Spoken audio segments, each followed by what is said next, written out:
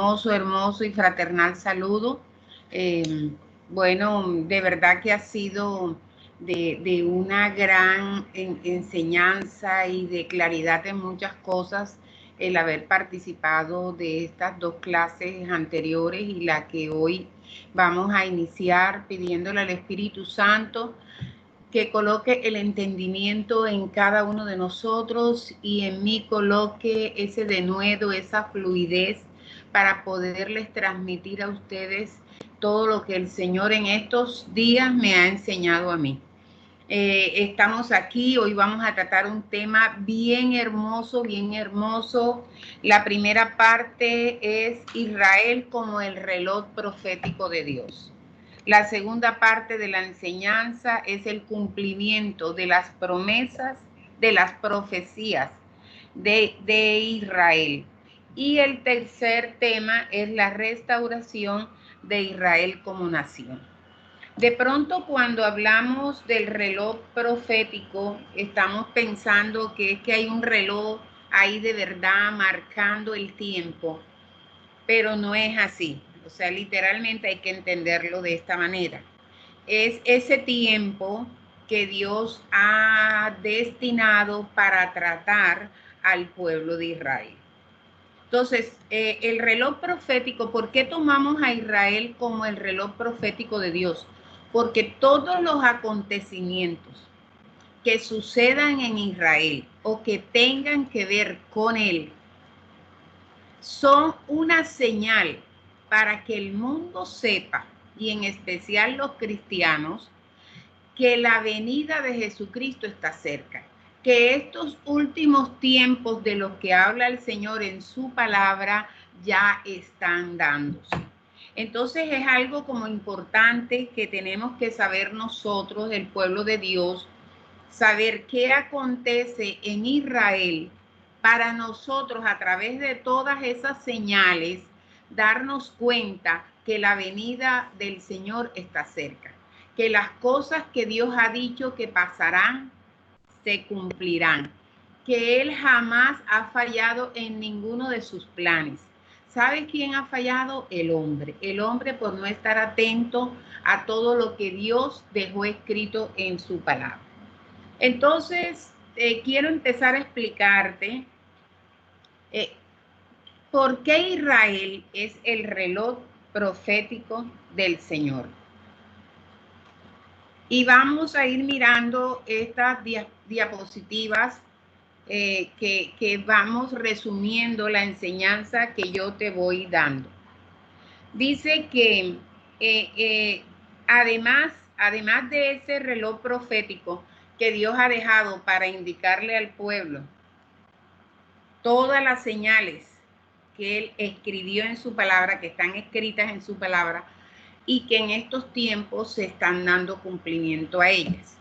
Antes de empezar a explicarte lo que es el reloj profético de Dios, quiero aclararte que hay dos corrientes de pensamientos o dos movimientos o dos teorías, como tú las quieras llamar. La una sostiene que el reloj profético de Dios no se ha detenido.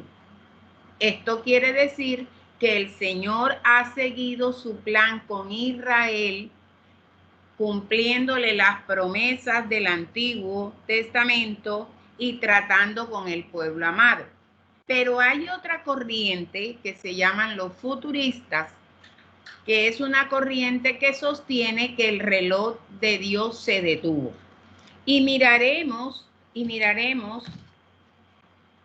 ciertas opiniones que ellos dan a conocer para sostener su teoría. Dice, la corriente que sostiene que el reloj profético de Dios no se ha detenido, que los planes de Dios con Israel siguen, que el Señor va a hacer con Israel lo que Él ha dicho que hará en su tiempo y a su manera. Esta gente sostiene que lo que se detuvo fue la ley mosaica.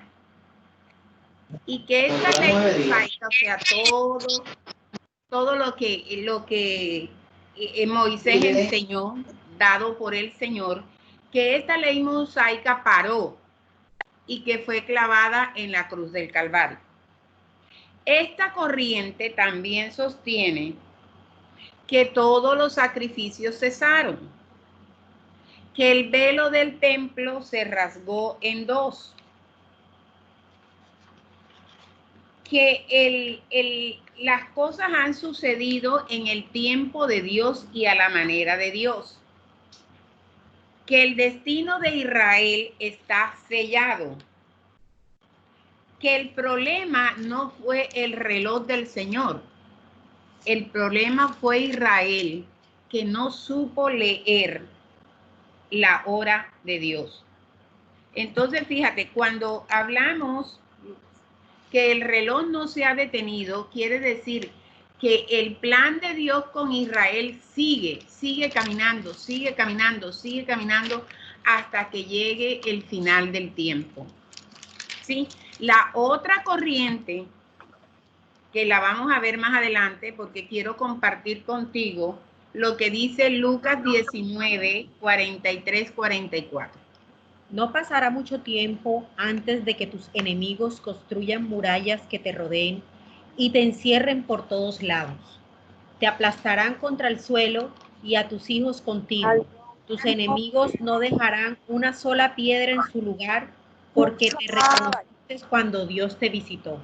Eso fue lo que el Señor le dijo a Israel ahí en Lucas. Le dijo, tus enemigos vendrán y construirán murallas y te rodearán, ¿verdad? Y no dejarán piedra sobre piedra. El Señor le estaba diciendo a Israel todo lo que había de venir. Porque ya Israel había sufrido en el tiempo antiguo, había sufrido la destrucción, tanto de la ciudad como de las murallas. Y el Señor le dijo, van a venir tus enemigos. ¿Y por qué iban a venir los enemigos de Israel? Porque Israel había sido desobediente con el Señor. Entonces, esta es una palabra que nos deja bien claro, ¿sabes? Que Dios no ha detenido su proceso con Israel. Dios sigue tratando a ese pueblo, Dios sigue cumpliéndole también lo que le ha prometido, Dios ha mostrado su misericordia con él, pero ha sido un pueblo que ha querido vivir de espaldas a su creador. Entonces, la otra teoría o el otro movimiento que se llama futurista, ellos dicen que el reloj de Dios se detuvo, que cuando el pueblo de Israel decidió no creer en Jesucristo y no recibirlo como el Mesías, Dios detuvo el reloj de Israel. Ellos sostienen para esta teoría que el Señor hizo a un lado a Israel, se olvidó de él, no trató más con él y Dios buscó otro enfoque que fue la iglesia. A esta creación de la iglesia, ellos dicen que fue como un paréntesis que Dios hizo para poner su mirada en la iglesia.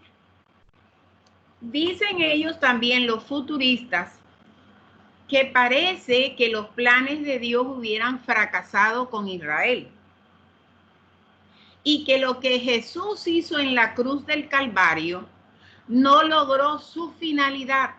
Y tú y yo sabemos que eso no es así. Que el Señor llegó a la tierra como hombre, cumplió a cabalidad con lo que vino a hacer y en la cruz Él le dijo al Padre, todo está hecho, consumado es. ¿Y qué vino a hacer Jesucristo a la tierra? Nuestro Señor Jesucristo vino a salvar a la humanidad y eso se cumplió. Resulta que esta gente futurista también dice que Dios paró sus planes con Israel y no lo va a volver a reiniciar o a iniciar ese reloj hasta que venga el rapto de la iglesia. Ellos dicen que el reloj está parado, el reloj está detenido. Dios se hizo a un lado a Israel y se enfocó en la iglesia de Jesucristo. Y que ese reloj de Israel no se va a iniciar nuevamente hasta que suceda el rapto. Eso quiere decir cuando ya la iglesia de Cristo no esté en la tierra. Y cuando el anticristo firme el tratado de paz con el pueblo de Israel. Entonces ellos sostienen, los futuristas, que el reloj empezará nuevamente a andar y dejará de andar cuando ya llegue al final los 7 años de tribulación. Son teorías, mis hermanos, que hasta el momento no tienen una base bíblica completa, ¿verdad? Porque no podemos creer que ellos sostengan que Dios dejó a un lado a Israel y se dedicó a la iglesia y que lo que Jesucristo hizo en la cruz no cumplió con la tarea asignada, ¿verdad? Entonces mira cómo estas teorías pueden desviarlo de la realidad que se está viviendo. Además de hacerte ese comentario de estas dos corrientes o estos dos pensamientos que existen, quiero decirte que hay señales que nos muestran que Dios no se ha olvidado de Israel, que Dios no ha dejado de trabajar con el pueblo amado, que Dios le ha estado cumpliendo a Israel cosas que prometió en el Antiguo Testamento, pero que dadas las circunstancias de Israel, este pueblo que ha sido terquito, que ha sido desobediente, ¿sí? El Señor ha tenido que trabajar con él de una manera, digamos, hasta calmada, ¿sí? Tú sabes, para recordarte lo que estábamos viendo anteriormente en las dos clases anteriores, Israel es una tierra atractiva. Muchos imperios del Antiguo Testamento querían adueñarse de Israel. Y entonces vemos imperios como el babilónico, ¿verdad?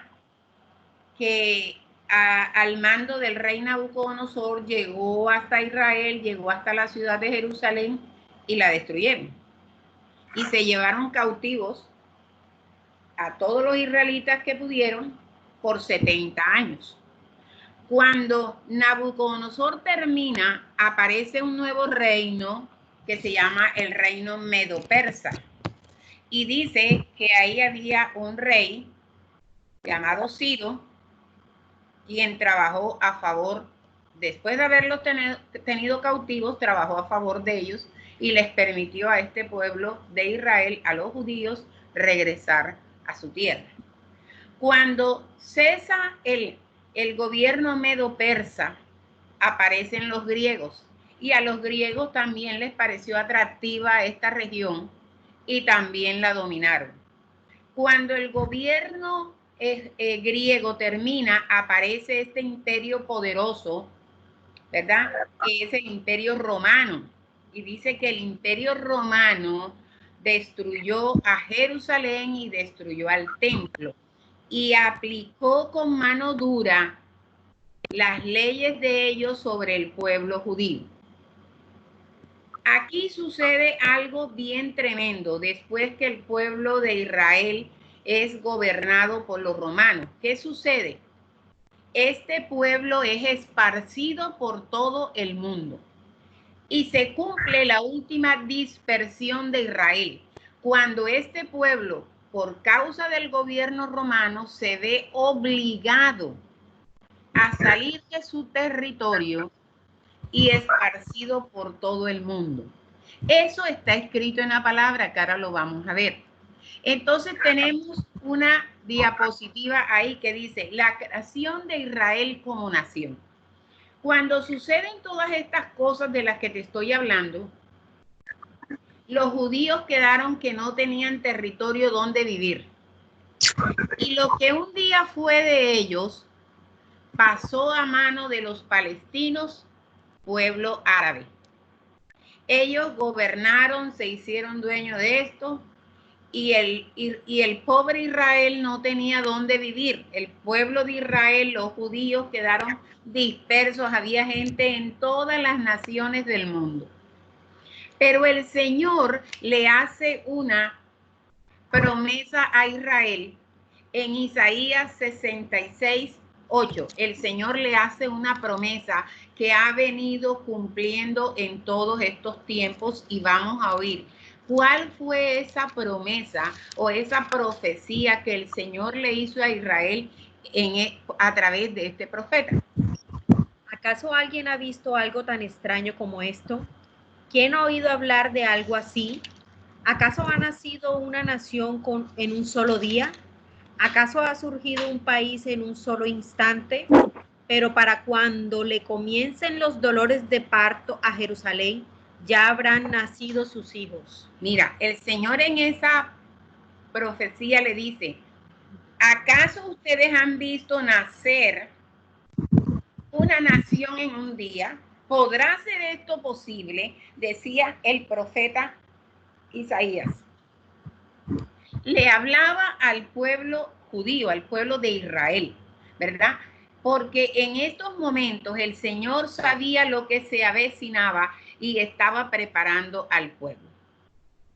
En esta era moderna, en esta época moderna, en el año de 1948, la ONU, Organización de las Naciones Unidas, decide por medio del decreto 181 crear el Estado judío de Israel. Pero tenía que crearlo dentro del territorio palestino árabe. ¿Sí? Y empezó la contienda entre los palestinos con los judíos porque los palestinos árabes sentían que les habían robado un territorio que ya les pertenecía. Entonces en esta diapositiva te dice, la ONU decreta que el territorio palestino debe dividirse en dos.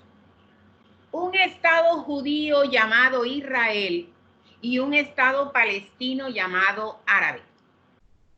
La ONU da a conocer la creación de un nuevo estado llamado Israel y se cumple esta señal que el Señor había dicho, voy a crear la nación en un solo día.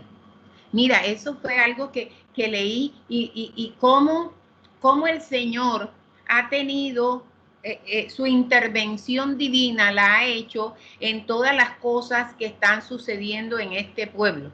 Después de no haber tenido tierra, eran judíos en diferentes países del mundo, pero ellos no tenían una tierra física donde vivir, donde establecerse, hasta que se da esto en 1948, grábate esa fecha, un 14 de mayo de 1948, la ONU declara la creación de un nuevo estado llamado Israel.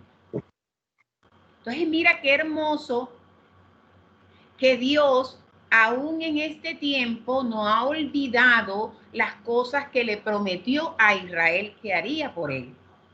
Y vamos a ver otra situación que nos habla de cómo Dios ha tenido cuidado de este pueblo. Y vemos en esta nueva diapositiva, y te muestro un mapa de todos los continentes, y Israel queda en el continente asiático, con costas al Mediterráneo y con vecinos como Líbano, como Siria. Todos esos son los vecinos de Israel. Israel, si lo miramos en la longitud y en la latitud, Israel está situada en el centro de la tierra. Por eso a Israel se le conoce como el ombligo del mundo. Si Dios no tuviera su mano metida aquí, ¿cómo pueden sostener esa teoría de que Dios ha detenido el reloj profético de Israel cuando nosotros nos estamos dando cuenta a través de este estudio que el Señor sigue trabajando por el pueblo de Israel? ¿sí? El problema está en que Israel no ha querido ser obediente a lo que Dios le ha dicho. Entonces, una manifestación de la intervención de Dios en este proceso de Israel como nación es la que hablamos ahorita. En un día se dio la orden, el decreto de crear un nuevo estado llamado Israel. Ahora hablamos de la posición geográfica. Dice que Israel está en el centro del mundo y por eso se le llama el ombligo del mundo. ¿Y dónde nos queda el ombligo de nosotros? En la mitad del cuerpo. Entonces, son cosas que tú las vas asociando y te das cuenta de que el Señor sigue trabajando con este pueblo porque ese es su pueblo amado. Pero ¿qué dice el Señor? Al que yo amo, a ese lo tengo que disciplinar. Miremos la otra diapositiva. Científicamente, Israel ha dado muchos sabios. Y si tú has leído la Biblia, te has dado cuenta que en el antiguo existió un rey muy sabio, llamado el rey Salomón. Dice que este hombre un día Dios le dijo, ¿qué quieres? Y él le dijo, dame sabiduría. Y el Señor le dio sabiduría. Y hay un momento en que el rey Salomón se le presenta el caso de las dos mujeres a la cual una se le muere el bebé y la otra lo cambia, ¿sí te acuerdas? Y entonces los llevan allá. La que no era la madre dijo, bueno, pártanlo. Pero la que era la madre dijo, no, prefiero que mi bebé viva, déjenselo a ella. El rey entendió en esa sabiduría que Dios le había dado que la madre era la que no quería que el bebé fuera partido. ¿Sí? Y dice que este rey Salomón fue conocido en el mundo, que hasta muchos vinieron del extranjero, de otras naciones, a conocer a ese rey que era difundido como un hombre sabio, dado a conocer como un hombre sabio. Ahora, en la edad moderna, Israel también está dando hombres inteligentísimos, científicos, y te podía mencionar cantidad de judíos que han llegado a escalonar en la ciencia altos peldaños. Pero te voy a hablar de un hombre que nació un 25 de noviembre de 1915 llamado Albert Einstein. Ese nombre me fue difícil aprendérmelo el apellido, ¿viste? Este hombre, un científico de origen judío, pero con nacionalidad alemana, creó la teoría de la relatividad y también puso sus conocimientos para la fabricación de la bomba atómica. Entonces nos vamos dando cuenta de que en Israel todavía hay gente muy inteligente, muy sabios para el mundo, muy conocedores de muchas teorías que se están dando a conocer. Pude leer también, por ejemplo, que en Israel hay un científico médico que está estudiando unas moléculas que probablemente destruyan las células cancerosas en el cuerpo de los humanos. O sea, son adelantos increíbles en un pueblo que vino de ser esparcido por el mundo. ¿Sí? Entonces, mira, estas señales nos dan a entender, nos dan a conocer que Dios está manifestando su amor, su misericordia y por Israel, por el pueblo amado. Sí, habrá otras cosas que en un futuro el Señor tendrá que hacer en este pueblo para que ellos puedan ser salvos. Entonces, mira qué lindo es poder estudiar la historia de un país que ha sido tan amado por el Señor. Vamos a otra parte que resalta al pueblo de Israel y es la tecnología. Este pueblo es un pueblo desierto y montañas. Nada dado para ninguna agricultura ni nada de eso. Pero los judíos han tenido unos avances maravillosos en la tecnología. Y dicen que de este pueblo, de esta tierra desértica, ¿sabes? Ellos han podido hacer un país agrícola. ¿Pero cómo? Ah, bueno, ellos han trabajado en el manejo de las aguas residuales y de las aguas saladas del mar, y todas esas aguas a través de procesos las han convertido en agua potable, porque el problema en Israel es el agua potable. Entonces ellos, a través de la tecnología, han podido convertir las aguas residuales y las aguas saladas del mar, las han podido convertir en aguas potables y utilizarlas para la agricultura. También es un pueblo que ha tenido avances en la industria y hoy exporta un 95% de los productos. En la irrigación, ellos han establecido un poderoso sistema de reguío. O sea, ellos establecieron ese sistema que lo llaman gota a gota. Y mira, dice que Israel llega a producir frutas, verduras y flores. Y produce y exporta más que todos los vecinos que tiene a su alrededor.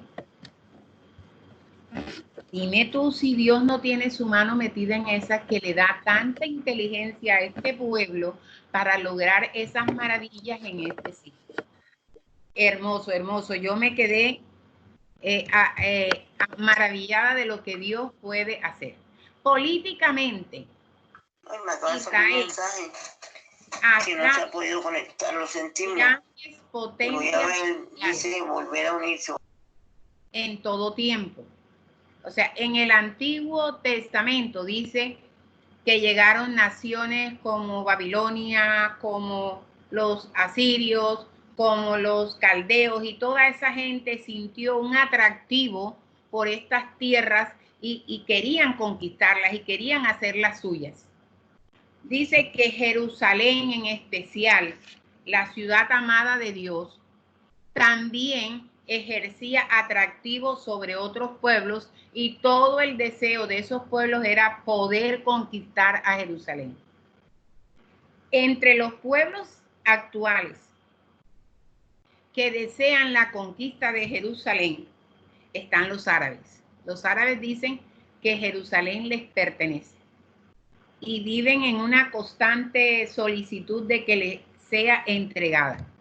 Y otra ciudad que también quiere que Jerusalén pase a su poder, a su gobierno, es el Vaticano.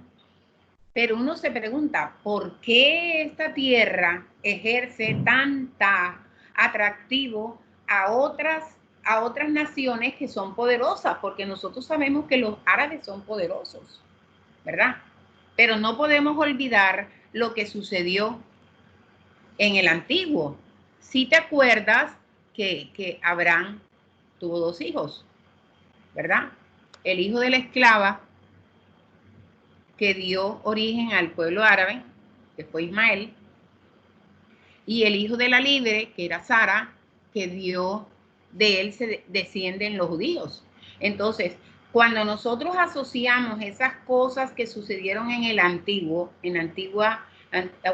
tiempo, nos damos cuenta que de ahí viene una enemistad que se puede manifestar en todas estas cosas que estamos estudiando, ¿verdad? ¿Por qué los árabes están tan interesados en conquistar a Jerusalén?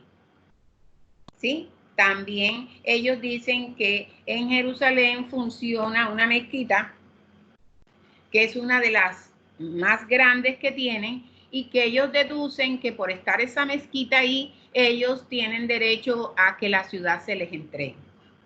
El Vaticano dice, Jerusalén también me pertenece porque por allá nació Jesús, por allá fue crucificado, por allá estoy, y por nuestras creencias, ellos creen que Jerusalén les pertenece, ¿verdad?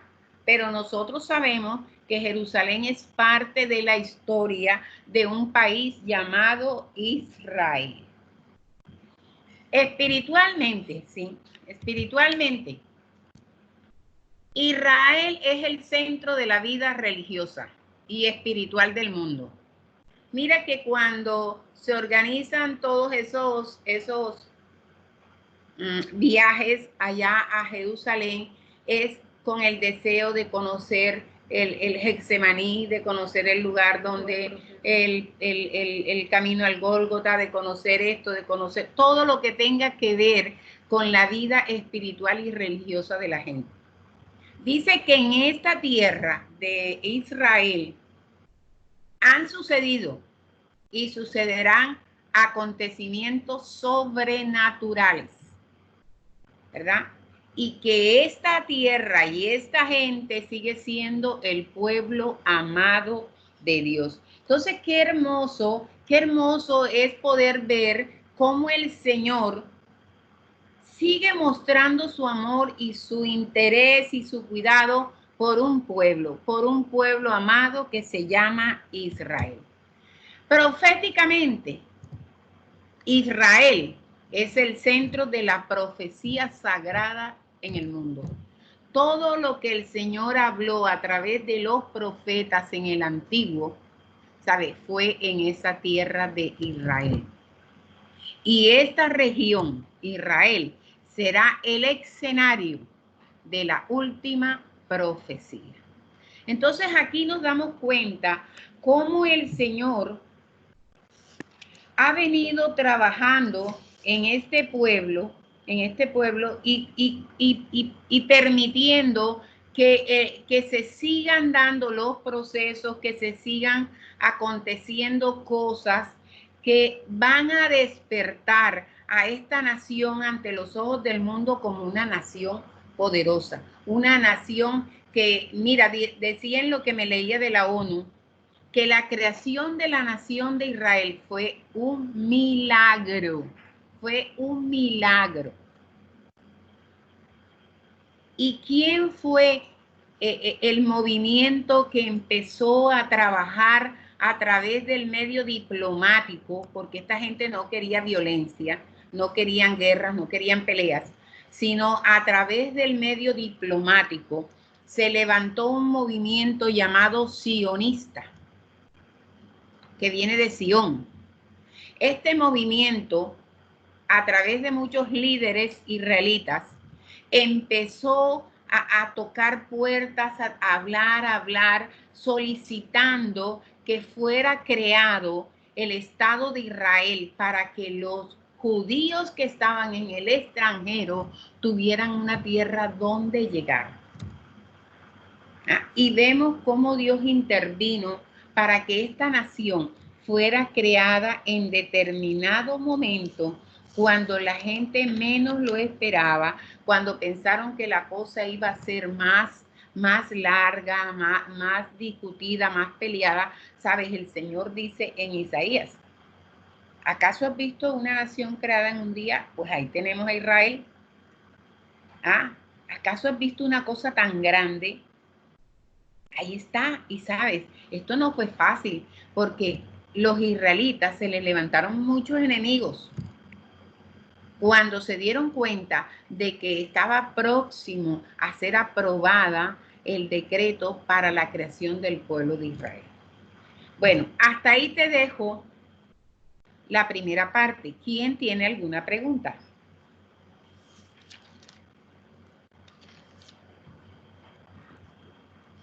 Yo no, pastora. Bueno. Bueno, ¿puedo seguir a la segunda parte?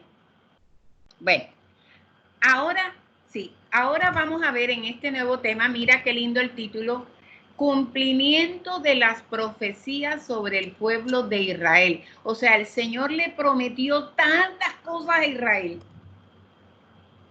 que Él ha seguido cumpliéndole al pueblo. Porque tú tienes que recordar lo que dice la palabra. Él no es hijo de hombre para mentir. El Señor no va a dejar en el aire tiradas las cosas que le prometió a Israel a través de los profetas. Y dice que la primera cosa que le prometió a Israel fue esta: el retorno de Israel a su tierra prometida. Cuando pasó lo de los romanos, luego vinieron los amigos turcos, se adueñaron del territorio de Israel y a los judíos les tocó salir de ahí y empezar a buscar naciones donde establecerse. Entonces el Señor se dio cuenta de que sus ovejas estaban esparcidas por todo el mundo y que allá en esa tierra que Él les había prometido un día, solamente había un remanente pequeño de 600,000 judíos. Eso era lo que vivía en Israel sin tener nada como escriturado ahí en el momento. En 1948, cuando se crea la nación de Israel, ¿sabes? Solamente allá vivían 600,000 judíos. Pero dice que estos 600,000 judíos vivían como extranjeros. Porque recuerda lo que expliqué ahorita, toda esa tierra era Palestina. Y los palestinos estaban del lado de los árabes y los árabes los defendían. Entonces, en el 2018, este movimiento sionista ya había empezado a motivar a todos los judíos que vivían en el extranjero y los animaba a que regresaran a la tierra prometida. Y dice que en el 2018 ya en Israel vivían 6 millones de judíos. Y se cumple lo que estaba escrito en Ezequiel 34 del 11 al 13. Esto dice el Señor soberano: yo mismo saldré a buscar a mis ovejas y las encontraré. Seré como un pastor que busca el rebaño esparcido. Encontraré a mis ovejas y las rescataré de todos los lugares de donde quedaron esparcidas ese día oscuro y nublado. Las sacaré de entre los demás pueblos y naciones y las traeré de regreso a casa, su propia tierra. Las alimentaré en las montañas de Israel, junto a los ríos y en todos los lugares habitados. Mira, ¿qué dice el Señor ahí? E iré a todas las naciones y buscaré a mis ovejas y las sacaré de esas naciones y las traeré a la tierra que yo les he prometido. Mira cómo el Señor ha cumplido el que Israel retorne a su tierra. Mira, cuando leía esto de la dispersión de Israel, dice que los israelitas se fueron a vivir a naciones que ellos jamás se imaginaron que iban a ir. Aunque Israel ha sido un pueblo que ha estado emotivamente unido a esa tierra. ¿Sabes? Ellos, aunque estaban dispersos en el mundo, jamás perdieron la fe de que iban a regresar a la tierra prometida. Y oraban y oraban y oraban para que eso se cumpliera. Aquí tienes una diapositiva que yo te hice para darte una mayor claridad en los exilios que hubo por parte del pueblo judío. Dice que los asirios llegaron y los sacaron de allá. Llegó Babilonia y los saca de su tierra por 70 años. Llegan los griegos y les toca salir a los judíos. Llegan los romanos y les toca salir ahí. Y mira, fueron esparcidos, ya después de esto, fueron esparcidos por todo el mundo. Es como cuando uno pierde la casa y le toca irse a vivir en una arrendada o que te dan unos días para que tú vivas. Eso era lo que el pueblo de Israel estaba viviendo. Ellos sabían que había una tierra prometida allá, pero no podían regresar. Y les tocó irse a vivir a infinidad de naciones. Entonces aquí, leyendo Ezequiel 34, del 11 al 13, vemos cómo el Señor está cumpliendo la profecía esa donde Él dice, los voy a recoger. Yo mismo iré a las naciones, Conozco a mis ovejas, las voy a sacar de allá y las voy a traer y las voy a reunir en esa tierra que un día yo le prometí a ellos. ¿Sabes? El Señor está cumpliendo esta promesa. Vamos a ver otra promesa que el Señor le está cumpliendo a Israel. Mira, dice en esta diapositiva que existe una asociación entre judíos y no cristianos.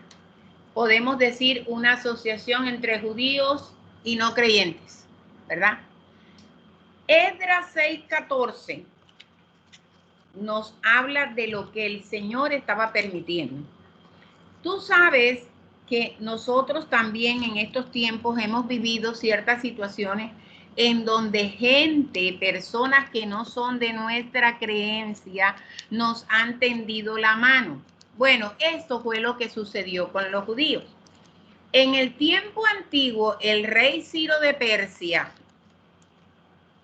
le dice al pueblo de Israel que estaba cautivo allá. Le dijo, ¿sabes qué? Les doy la orden. Les permito regresar a Israel. Váyanse para su tierra. Y Ciro no era creyente, no era judío. En 1917 se levanta un varón en el gobierno británico allá en Inglaterra y dice, es necesario, a través de un discurso que él dijo, es necesario que le permitamos a los judíos que están en el exilio regresar a su tierra. Y este hombre del que yo te hablo, del gobierno británico, no era creyente, no es creyente.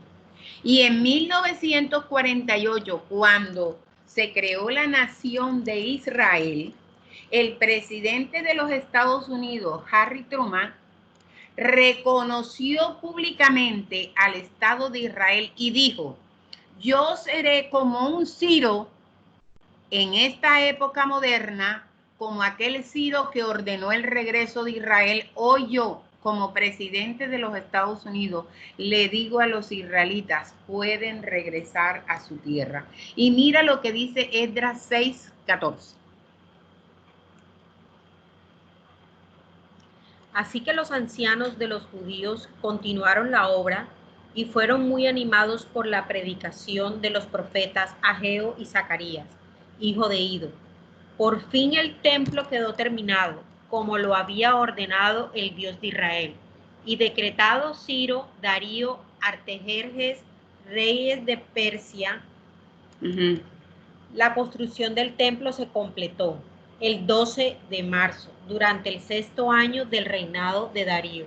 Mira, ahí en esa lectura que hicimos de Esdras dice, Ciro, Darío, Artajerjes, reyes de Persia, que no eran nada convertidos, no conocían la ley judía, no conocían nada de eso, se asociaron con los judíos para ofrecerles su apoyo y que ellos pudieran regresar a la tierra. Como ha utilizado Dios a esta gente, al gobierno británico y al presidente de los Estados Unidos, para decir, ¿sabes qué? Tienen nuestro apoyo, reconocemos que hay un estado, una tierra que los espera, regresen a Israel. Entonces, ¿cómo el Señor, en una situación para bendecir a sus hijos, puede tocar el corazón de gente que no es cristiana? Dice, el Estado judío no nació solo por el esfuerzo de ellos, sino que vino la asociación de estas personas que no eran cristianas, que no eran convertidas y apoyaron al pueblo de Israel. ¿Sí? Vamos a ver otro cumplimiento de otra promesa que el Señor le hizo a Israel. Como esta gente israelita estaba esparcida en todo el mundo, los hijos de los que salieron de Israel empezaron a hablar otros idiomas y se olvidaron del idioma hebreo. Ese nada más lo usaban para estudiar el Torá y orar. O sea, ya no era su idioma cotidiano, ¿verdad?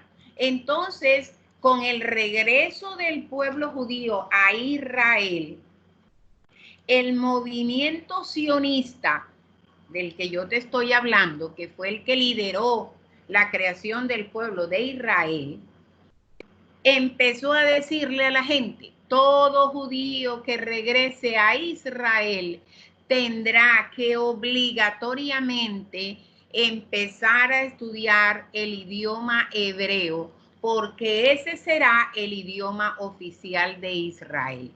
Ya no será solamente para estudiar y para orar.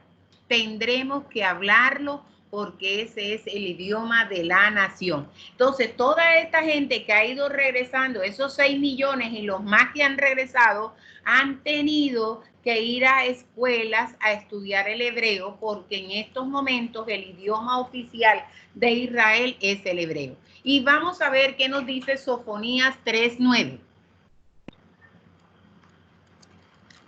¿Cuál tienes ahí? Isaías 2:3. Bueno, lee Isaías 2:3, va a leer primeramente.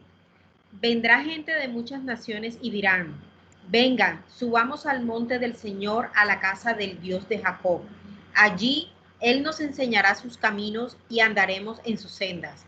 Pues de Sión saldrá la enseñanza del Señor y de Jerusalén saldrá su palabra. Vuelve y lee, Solina. Mira, esta es importante, esta cita bíblica de Isaías 2:3. Vendrá mucha gente de naciones y dirán. Mira, ahí está. Vendrá mucha gente de muchas naciones y dirán. Vengan, subamos al monte del Señor, a la casa del Dios de Jacob. Ajá. Allí Él nos enseñará sus caminos y andaremos en sus sendas.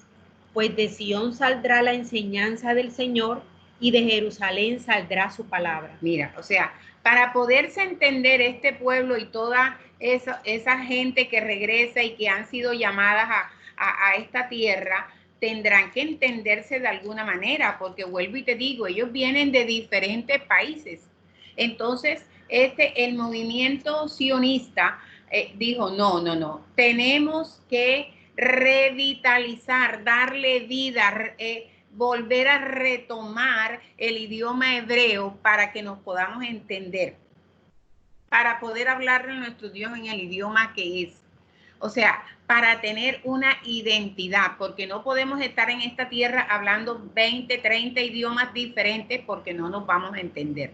Entonces, este movimiento sionista, que es el que lideró la creación del Estado de Israel, ha asumido el darle al pueblo judío una identidad en todo. ¿Y qué dice Sofonías 3:9? Entonces purificaré el lenguaje de todos los pueblos, para que todos juntos puedan adorar al Señor. Dice que purificaré la lengua. Y tú sabes que en el antiguo el pueblo de Dios empezó con el arameo y después el hebreo, y ya después ahí fueron tomando que si vino el griego, que si vino el romano, hicieron una mezcolanza. Y después ya en la época moderna, al irse a otras naciones, tuvieron que aprender los idiomas de donde estaban. Entonces el Señor, en otra versión, yo le voy a unificar el lenguaje de mi pueblo para que hablen un solo idioma y suban al monte y me oren en ese idioma. O sea, hermoso. Mira cómo el Señor ha ido dando pasos y pasos y pasos con el pueblo de Israel para devolverle a este pueblo amado la identidad que había perdido. Y quiero tocar otra profecía. ¿Recuerdas que te expliqué al principio que Israel no tenía una tierra física? O sea, era un pueblo con identidad. Sí, somos judíos, pero los judíos de Estados Unidos. Ay, sí, somos los judíos, pero los que vivimos en Inglaterra. Ay, sí, somos judíos, los que vivimos en Argentina. O sea, ellos no tenían una tierra física donde llegar y establecerse. Y dice que esta tierra duró desolada casi por 2000 años en manos de los musulmanes, de los romanos y de los otomanos, que son los turcos. Cuando Israel regresa a esa tierra física, esto que era desolado, que no había nada de atractivo en ella, Israel la convierte en una tierra fértil. Mira todo lo que el Señor les ha permitido, de un desierto llegar a ser una tierra fértil, llegar a ser una tierra que exporta frutas y verduras. Y vamos a ver qué dice Isaías 51:3, que era la profecía de este reconocimiento de la tierra física de Israel. El Señor volverá a consolar a Israel y tendrá piedad de sus ruinas. Su desierto florecerá como el Edén, sus lugares desolados como el huerto del Señor. Allí se encontrarán gozo y alegría, los cantos de gratitud llenarán el aire. Volvamos a leer y despacio, a ver. Isaías 51:3, para que veas el cumplimiento de esta profecía. El Señor volverá a consolar a Israel. El Señor, ¿qué está haciendo en estos momentos? Está consolando a Israel. Te pongo el ejemplo eso, cuando tú pierdes la casa y te tienes que ir a vivir donde un familiar y hoy vives aquí, hoy vives allá, pero no tienes tu casa físicamente. Israel estaba en las mismas. Ellos sabían que era el pueblo amado de Dios, pero no tenían un lugar propio donde establecerse. Y el Señor aquí le dice, te prometo. Tendrá piedad de sus ruinas. Tendrá piedad de tus ruinas. ¿Qué más dice? Su desierto florecerá. Y tu desierto florecerá. Sus lugares desolados como el huerto del Señor. Esos lugares desolados donde no hay nada, ¿qué haré? Florecerán como el Edén. Florecerán como el Edén. ¿Sí? E imagínate el Edén.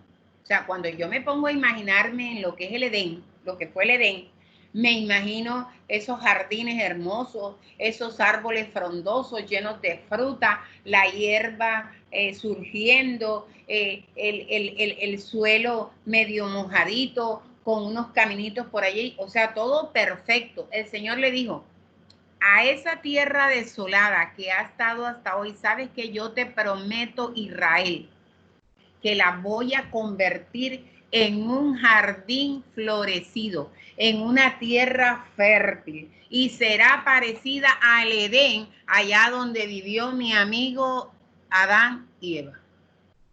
O sea que sería una tierra hermosa.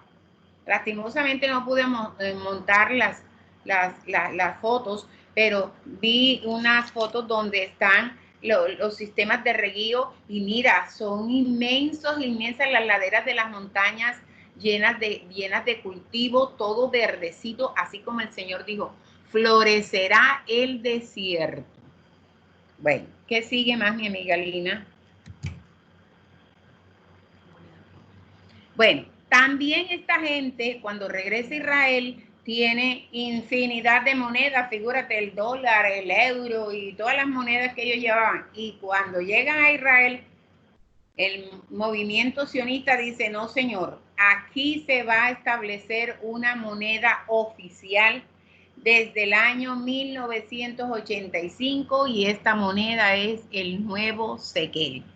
Porque así como hemos tenido tierra, la hemos puesto a producir. Somos una nación reconocida. Tenemos un territorio propio. Hablamos un idioma oficial. También tendremos una moneda oficial. Y esa moneda oficial es el nuevo sequel. Entonces, ¿hay otra, Ailina? Sí. Bueno, ahora hablaremos de por qué el conflicto con Jerusalén. Fíjate que cuando la ONU decreta la creación del Estado judío de Israel, da un sistema especial para Jerusalén, ¿sí? Como si Jerusalén fuera cosa aparte. No es que sea una cosa aparte. Jerusalén está dentro del territorio israelita. Es la capital en estos momentos de Israel. ¿Te acuerdas que antes era Tel Aviv? Ahora es Jerusalén. Es la ciudad amada, es la ciudad de la que Dios habla en su palabra. Y dice que Israel tiene un atractivo por su simbolismo religioso. En esta tierra se levantaron muchos profetas. Fue una ciudad de reyes.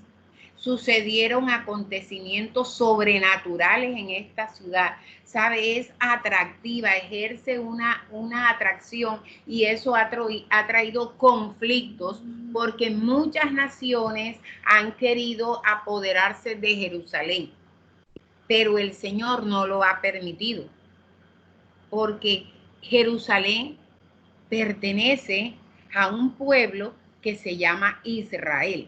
Y mira lo que el Señor dijo en Zacarías 12, del 2 al 3. Haré que Jerusalén sea como una bebida embriagante que causa que las naciones vecinas se tambaleen cuando envíen a sus ejércitos para sitiar a Jerusalén y a Judá. Bueno, ¿me la puedes leer otra vez en voz alta? Sí. Haré que Jerusalén sea como una bebida embriagante que causa de las naciones vecinas se tambaleen cuando envíen a sus ejércitos para citar a Jerusalén y a Judá. Mira qué hermoso, gracias Andrés. Mira, dice que esta ciudad ejercerá un atractivo a las naciones y querrán apoderarse de ella, ¿sí? Pero el Señor no lo va a permitir, porque esa es la ciudad amada del Señor. Entonces, voy a leerte otra versión de Zacarías 12, 2, 3 para tener otra versión acá y poder entenderla mejor. Haré que Jerusalén sea como una bebida embriagante que causa que las naciones vecinas se tambaleen cuando envíen a sus ejércitos para sitiar a Jerusalén y a Judá. En aquel día yo convertiré a Jerusalén en una roca inamovible. Todas las naciones se reunirán en contra de ella para tratar de moverla, pero solo se herirán a sí mismos. Mira, dice que cuando las naciones extranjeras quieran llegar a Jerusalén y atacarla, Él convertirá, el Señor, convertirá a Jerusalén en una roca que no la podrá mover nadie, y que los que saldrán heridos van a ser los que quieran atacar a la ciudad de Jerusalén. Entonces, mira qué hermoso cómo Dios guarda a una nación y a una ciudad que le pertenece. Bueno. Hasta ahí nos llegó el segundo tema. ¿Tiene alguna pregunta alguien?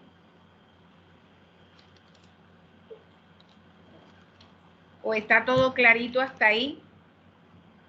De lo que hablamos en el segundo tema fue las profecías que Dios ha cumplido y que está cumpliendo en la vida de un pueblo llamado Israel. Bueno, como no hay preguntas... Vamos bien, vamos bien. Vamos bien, bueno, gracias. Vamos a hablar ahora de la restauración de Israel como nación. Y aquí tenemos un señor que se llama David Ben Gurión. Él proclamó, fue uno de los que proclamó perteneciente al movimiento sionista.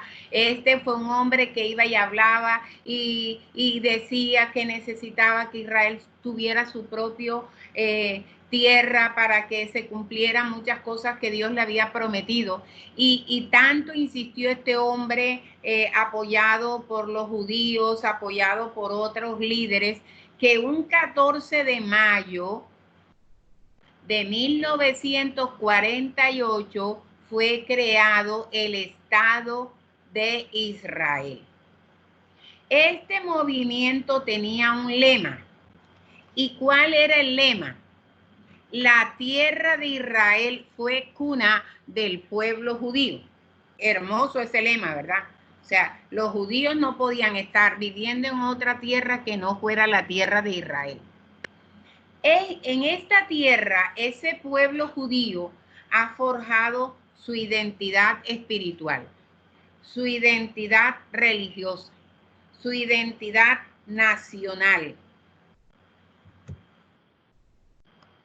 Este pueblo no puede estar viviendo en otro lugar que no sea esa tierra prometida que fluye leche y miel. Y te estoy mostrando un mapa para que tengas idea de lo que te vengo explicando de Palestina e Israel. En el primer mapa, todo lo verde que hay es Palestina.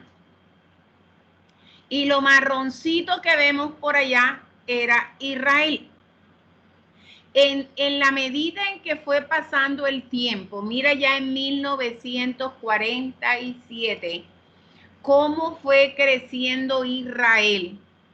Y lo que en un tiempo le perteneció a Palestina, hoy le pertenecía a Israel. Si ves el mapa de 1967, ves reducida a Palestina, que en estos momentos se llama Cisjordania, y ves el resto de la tierra de color marroncito que representa el crecimiento de Israel. Y a la orilla del mar, o sea, a la orillita de tu izquierda en ese mapa, en ese tercer mapa, ves una franjita verde, que es la franjita de la discordia, que es la franjita de Gaza, por la que los palestinos tienen su diferencia con Israel. Pero viste cómo se ha ido reduciendo el Estado palestino y ha crecido el Estado de Israel. En el último mapa ya vemos que es menor el territorio que Palestina ocupa en Israel. ¿Sí? Y ves al lado la bandera de Israel, una bandera bien hermosa, que tiene los colores blanco y azul, que son los colores que usan los hombres judíos cuando van a orar a las sinagogas. Y la estrella es la estrella de David, una estrella de 6 puntas, ¿verdad?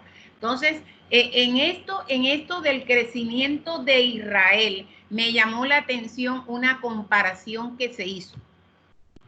Tú sabes que en la historia del rey David, cuando este era joven, cuidador de ovejas, su única arma era la bolsita, las ondas y la piedra.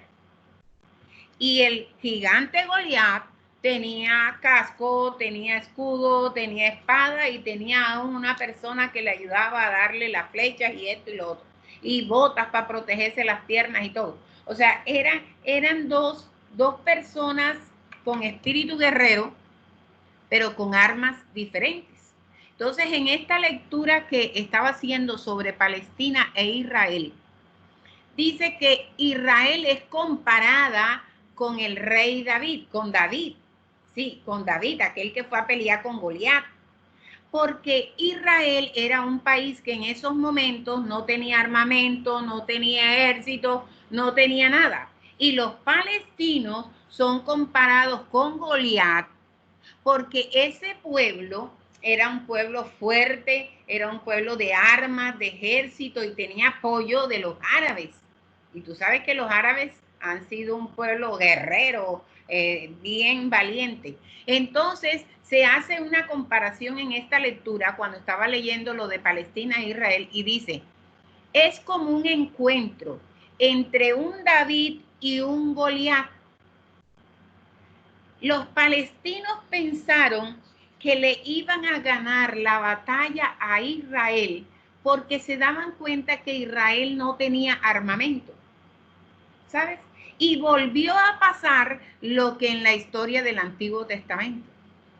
El que menos posibilidades tenía de ganar físicamente fue el que ganó la batalla. Y vemos cómo en este mapa de la actualidad de Israel, un país que empezó siendo una miniatura y atacado por estos palestinos, terminó conquistando toda una región inmensa, y quedaron aquellos Goliat quedaron reducidos a un pedacito de territorio. Entonces te llevo a explicarte esa comparación para que tú veas que Dios está en el asunto con Israel, que el Señor no ha dejado de apoyar a este pueblo, pero que un día le vendrá la disciplina, porque recuerda, el hijo a quien Dios ama, a ese lo disciplina. Entonces vemos cómo en esto el Señor va restaurando la vida de un pueblo llamado Israel.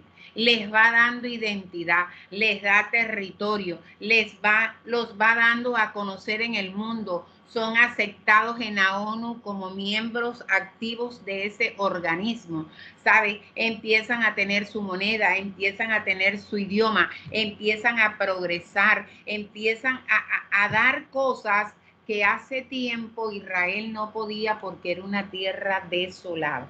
Entonces es algo lindo conocer la historia de este pueblo que ha sufrido por causa de su desobediencia, pero que ha tenido el respaldo del Señor en todo. Dice que el 14 de mayo de 1948 se levanta el pueblo de Israel con un territorio ya físico.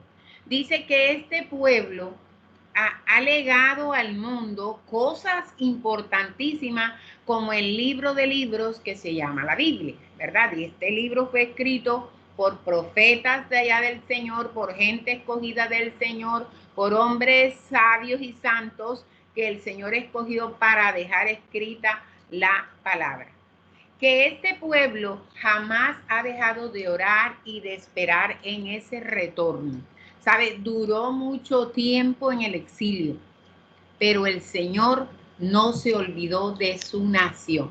Aunque este pueblo estaba esparcido por el mundo, mantenía un vínculo emotivo con este pedazo del planeta. Y me empecé a leer unas historias de los judíos que vivían en el extranjero. Y dicen que esa gente en sus oraciones que hacen todos los días en su casa, una de las peticiones obligatorias que tienen que hacer o que hacían si estaban en el extranjero era orar por ese retorno. O sea, la gente eso lo tomó como algo, como una necesidad. Queremos regresar a Israel, queremos regresar a Israel, queremos regresar a la tierra prometida. Entonces dice que este pueblo que por muchos años, mira lo que dice ahí, 3/4 partes de su existencia ha permanecido en el exilio. Sabes que hoy está en su tierra. Una región ocupada por muchos imperios que estaban dispuestos a desalojarlos. Y los árabes no eran personas que quisieran llegar a un arreglo con Israel. Y dice que aunque los judíos querían convivir pacíficamente con el pueblo árabe, no podían, porque esta gente es de armas tomar, todo lo quieren arreglar a través de la guerra, de las peleas, porque tú sabes, ahí te dice de dónde vienen, de nuestro amigo Ismael. Y él, eso de pronto está grabado en sus corazones, y de ahí que no haya una aceptación con el pueblo judío que viene descendiendo de Isaac.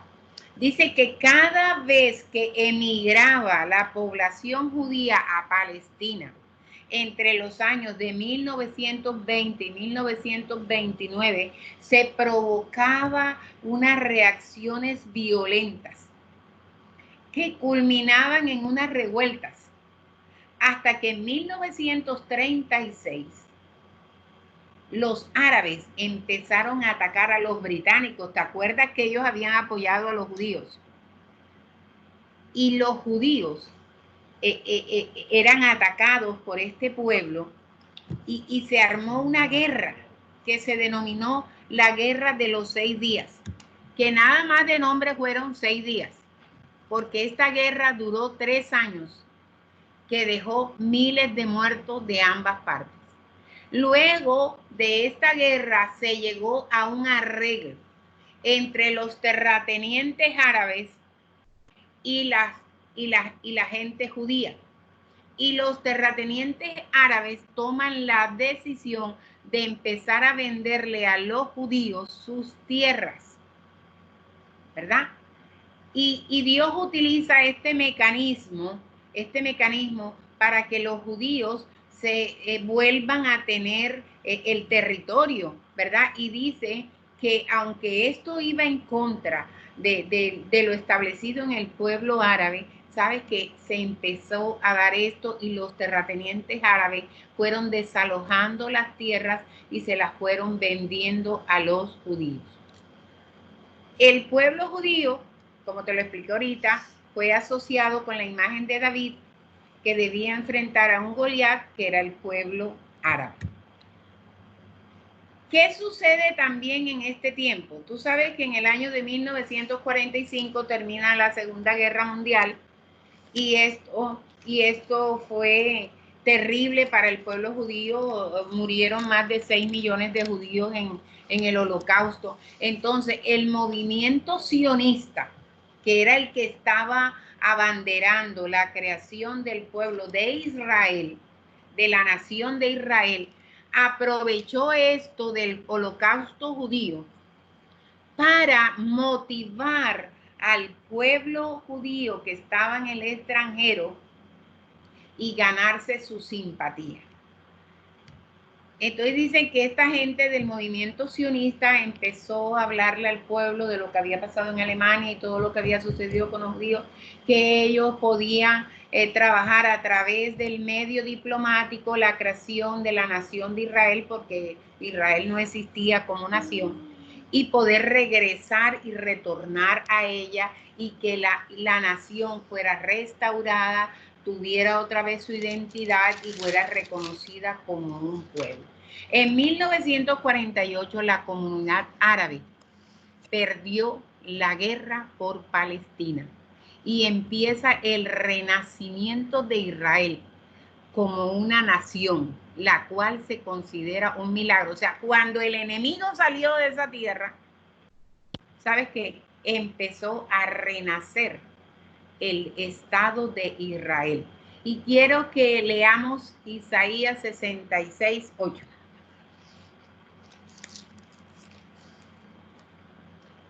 ¿Acaso alguien ha visto algo tan extraño como esto? ¿Quién ha oído hablar de algo así? ¿Acaso ha nacido una nación en un solo día? ¿Acaso ha surgido un país en un solo instante? Pero para cuando le comiencen los dolores de parto a Jerusalén, ya habrán nacido sus hijos. Mira, hermoso. O sea, el mismo Señor decía, ¿acaso en un día podrán crear una nación? ¿Ustedes han visto semejante milagro? La gente decía, no. Bueno, eso va a suceder con el pueblo de Israel. En un solo día fue creada la nación de Israel, el Estado de Israel. Mira, es un milagro donde yo siento en mi corazón que el Señor intervino para empezar a restaurar esa nación que estaba totalmente dispersa. Dice que los judíos son las únicas personas que, aunque han sido desarraigadas de su tierra, han podido lograr su regreso y establecer su soberanía. La tradición judía señala que ahí donde está Israel es la tierra prometida del Señor. Y esta gente del movimiento sionista empiezan a pedir que sean incluidos en las Naciones Unidas como miembros activos y se les concede, mira, la creación del Estado de Israel fue el 14 de mayo de 1948 y el 15 de mayo, o sea, el día siguiente, la ONU recibe a Israel como miembro de esta organización. O sea, todas las cosas se fueron dando para que se cumpliera lo que el Señor le había prometido a Israel, que la restauraría como una gran nación. Hoy Israel es una nación poderosa, es una nación que ha crecido en todos los aspectos, es una nación soberana. ¿Sabes? Y hoy los judíos, ese pueblo amado de Dios, puede decir: Dios ha estado de nuestro lado y ha estado cumpliendo cada una de las cosas que prometió a través de los profetas. Dios te bendiga. Espero que todo te haya quedado claro. Si tienes alguna pregunta, por favor, hazla. Y bueno.